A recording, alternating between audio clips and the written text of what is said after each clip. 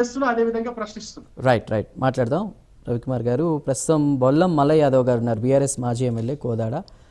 మల్లయ్య యాదవ్ గారు, దొరల పాలన నుండి ప్రజాపాలన తీసుకొచ్చాం. గత ప్రభుత్వం ఈ ఏదైతే మేడారం అభివృద్ధికి సంబంధించి కూడా విస్మరించింది, ఎలాంటి నిర్మాణాలు చేపట్టలేదు, నిధులు అడిగినా కూడా ఏదో బిచ్చం వేసినట్టు చూశారు తప్ప ఇది కరెక్ట్ కాదు. సో అందుకే ఈ ప్రభుత్వం వచ్చింది, అక్కడ మేము కోరుకున్నాం, అందుకే వచ్చింది, ఇది ప్రజాపాలన అంటున్నారు వారు. ప్రస్తుతం ఉన్నటువంటి ప్రభుత్వం, మీ కామెంట్ ఏంటి? మా ప్రభుత్వం మేమేదో గొప్పలు చేసినామని చెప్పేసి నాయకులు పరిపాలకులు చెప్పటం కాదు, ప్రజలు చెప్పాలా వ్యత్యాసం ఏంటి అనేది. గత ప్రభుత్వంలో బాగుందా, ఈ ప్రభుత్వం బాగుందా, ఆ పాలనకి ఈ పాలనకి వ్యత్యాసం ఏందన్నది సామాన్యులు ప్రజలు మేధావులు చెప్తే బాగుంటది. ఎవరికి వాళ్ళు పరిపాలించేటోళ్ళు ఈరోజు ఊకదంపుడు ఉపన్యాసాల కోసం, ప్రజల్ని ఆకర్షించుకోవటం కోసం ఏదో ప్రాసలతోని యాసలతోని మాట్లాడి ఆకట్టుకొని ఉపన్యాసాలు ఇచ్చి ఊకదంపుడు ఉపన్యాసాలు ఇస్తే లాభమే ఉన్నది. ఇప్పటికీ దాదాపుగా ఇంకో 2-3 నెలలు అయితే 2 సంవత్సరాలు పూర్తి చేసుకొస్తుంది ప్రభుత్వం. ఇచ్చిన హామీలు ఏమి నెరవేర్చిందని చెప్పేసి నిన్న మొన్నటి వరకు ఇప్పటికి కూడా ఇంకా, ఎందుకంటే కాలం దాటిపోతుంది కాబట్టి కొద్దిగా సర్దుమణిగింది. యూరియా కోసం ఎన్ని యాత్ర పడ్డారు సామాన్యులు, అదే గిరిజనులు, అదే సామాన్య దళిత వర్గాలు, సామాన్య ప్రజలు, రైతాంగం తెలంగాణలో 15-20 రోజులుగా పడిగాపులు కాసినా కానీ పట్టించుకునే నాదుడు లేడు. ఈ తెలంగాణలో వర్షాలు కురిస్తే ఖమ్మం జిల్లాలో వర్షాలప్పుడు ఏమైందో మనం చూసినాం. చిక్కుకుపోయిన కుటుంబానికి కనీసం తీసుకొచ్చే బాధ్యత విస్మరించారు.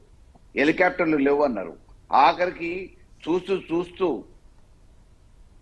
భరించలేక ఒక జేసీబీ డ్రైవర్ పోయి ఆ కుటుంబాన్ని కాపాడింది. ఒక సామాన్యుడు చేయగలిగిన పని ఒక ప్రభుత్వ యంత్రాంగం చేయలేకపోయింది, ప్రభుత్వం స్పందించలేకపోయింది. 3 మంత్రులు ఆ జిల్లాకు ప్రాతినిధ్యం వహించారు.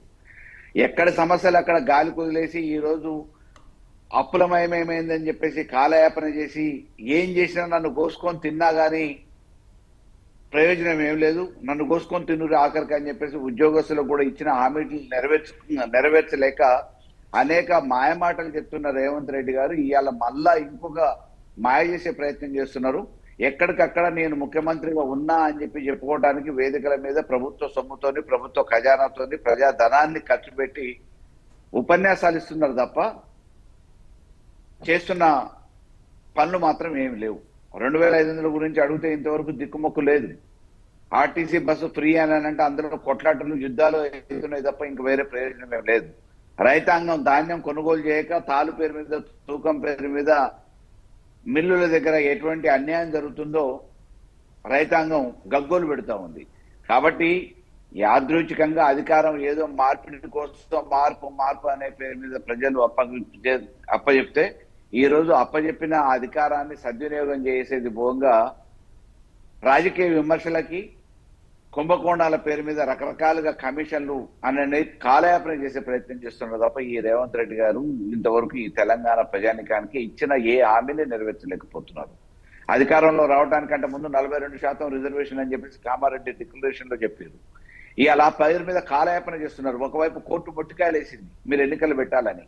42% మేము ఆల్రెడీ ఇక్కడ ఆర్డినెన్స్ కోసం ప్రయత్నం చేస్తున్నాము, లేకపోతే రాష్ట్రపతి దగ్గర ఆమోదం రాలేదు, అక్కడి నుంచి వచ్చిన తర్వాత కానీ మేము పెడదామని చెప్పేసి కాలయాపన చేస్తున్నారు. గ్రామాలలో వ్యవస్థ అంత పరిపాలన గాడి తప్పింది, అస్తవ్యస్తం అవుతుంది. ఇవాళ వర్షాలు వస్తే పట్టించుకునే నాదు లేడు. ఎక్కడికక్కడ జ్వరాలతోని, ఇబ్బందులతోని, ఇన్ఫెక్షన్లతోని గ్రామాలలో ఎక్కడికక్కడ ప్రజానికం ఇబ్బంది పడతా ఉంటే వైద్య సదుపాయాలు లేవు. చదువుకునే విద్యార్థులకి సరైన పౌష్టికారం లేదు. గురుకులాలలో ఈ మధ్య కాలంలో ఎన్ని ఇబ్బందులు జరిగినాయో మనం అందరం ప్రత్యక్షంగా చూసినాం. కాబట్టి ఈ రోజు ఏదో రాజకీయ ఉపన్యాసాలు ఇచ్చేసి వాళ్ళు పెడుతున్నారు కుంభమేళ, ఈడ మామూలుగా మేము కూడా పెడుతున్నాం, వాళ్ళతో పాటు నిధులు ఇవ్వాలని చెప్పేసి ఏదో పోటీలు పడే పరిస్థితి కాదు. అన్ని రకాలుగా ఈ తెలంగాణ ప్రజానికాన్ని ఒక మార్పు పేరు మీద మీరు ఏదైతే ఊరిచ్చి ఊకదంపుడు ఉపన్యాసాలు ఇచ్చారో, ఆకర్షించే మాటలు మాట్లాడారో, దానికి ఆకర్షితులైన ప్రజలు అధికారం ఒప్పజెప్పారు. ఆ అధికారం ఉపజెప్పిన ప్రజలకి న్యాయం చేయడానికి మీరు ఇచ్చిన హామీలు నెరవేర్చుకోవడానికి ప్రయత్నం చేయాలి తప్ప ఈ అటువరకు అటువంటిది ఏది లేక ఇంకా కాలయాపన చేసే ప్రయత్నం చేస్తున్న రేవంత్ రెడ్డి గారికి మరి త్వరలోనే ప్రజలు కూడా తిరుగుబాటు మొదలయ్యే రోజు వస్తుంది. రైట్ మాట్లాడదాం మల్లయ్య యాదవ్ గారు.